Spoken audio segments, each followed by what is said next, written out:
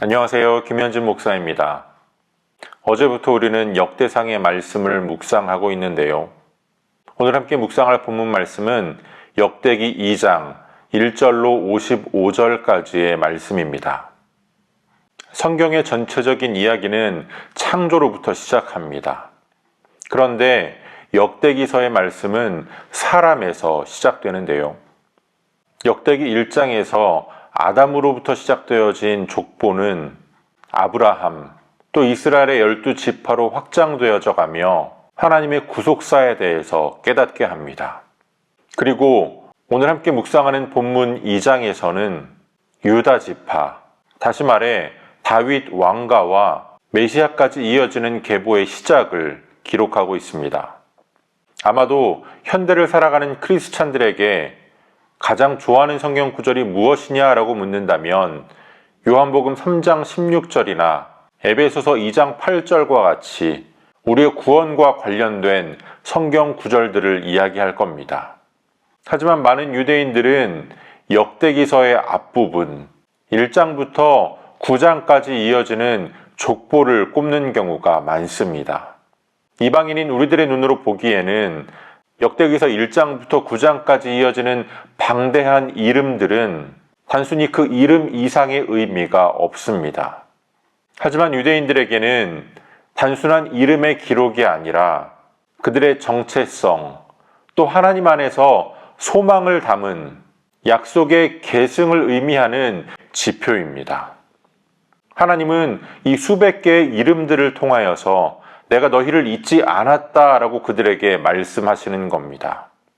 성전은 무너졌고 왕조도 사라졌습니다. 포로 시기를 겪으면서 그들의 정체성은 혼란스러워졌습니다. 그런 이스라엘 백성들에게 이 역대기서에 기록되어진 족보는 하나님이 포기하지 않으신 하나님의 백성의 계보입니다. 다시 시작할 수 있다고 하는 신앙의 뿌리를 보여주는 말씀들입니다. 서두에 말씀드린 것처럼 역대상 2장은 유다지파의 계보를 중심으로 기록되어 있습니다. 이스라엘 12지파 가운데에 유다지파가 가장 먼저 또 길게 다루어지는 것은 결코 이상한 일이 아닙니다. 다윗 왕조의 뿌리, 그리고 메시아의 길, 그 중심에 유다지파가 있기 때문입니다. 오늘 본문은 먼저 야곱의 12 아들들을 언급하면서 하나님께서 이스라엘을 어떻게 한 백성으로 세우셨는지를 보여줍니다. 그리고 유다의 아들들과 그 중에 베레스와 세라의 이야기가 담겨 있습니다. 이들은 유다와 유다의 며느리 다말 사이에서 태어난 이들입니다. 이것은 매우 파격적이고 어떻게 보면 부끄러운 이야기입니다. 그런데 바로 여기에서 메시아의 계보가 시작됩니다. 인간의 죄악 속에서도 비정상적인 상황 속에서도 하나님의 구속사는 멈추지 않습니다. 하나님의 섭리는 계속해서 이어져 갑니다.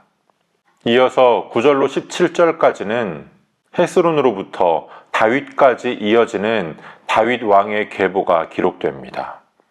그리고 이어서 55절까지 유다 지파난에 속한 다른 가문들, 특히 갈렙 가문을 포함하는 여러 유력한 고관의 이름들이 기록됩니다. 우리가 계속해서 살피게 될 이 족보는 단순히 생물학적으로 누가 누구를 낳았다라고 하는 기록이 아닙니다. 서두에 언급한 것처럼 하나님의 선택과 기억, 언약과 은혜의 신앙적인 기록입니다. 우리는 다말의 이야기를 통하여 우리가 비록 실패할지라도 하나님의 언약은 실패하지 않는다라는 것을 깨닫게 됩니다. 유다의 족보는 다말을 통하여 다윗을 향하고 그리고 메시아에게까지 이어집니다. 오늘 저와 여러분들도 때로는 부끄러운 모습으로 살아갈 때가 많이 있습니다.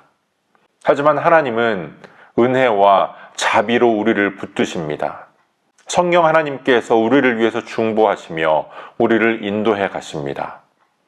그리고 우리의 부족한 삶을 하나님의 역사의 한가운데로 이끌어 가실 겁니다. 오늘 저 여러분들이 그 사실을 기억하면서 우리를 인도해 가실 하나님을 신뢰하며 우리들의 이름도 이러한 믿음의 족보에 올라갈 날을 기대하며 하나님과 동행하는 한 날이 되어지기를 축복합니다. 오늘도 우리에게 주시는 본문의 말씀을 몇 차례 더 읽으시면서 여러분에게 개별적으로 깨닫게 하시는 하나님의 말씀을 묵상하시고 각자의 기도로 오늘의 묵상을 마치겠습니다.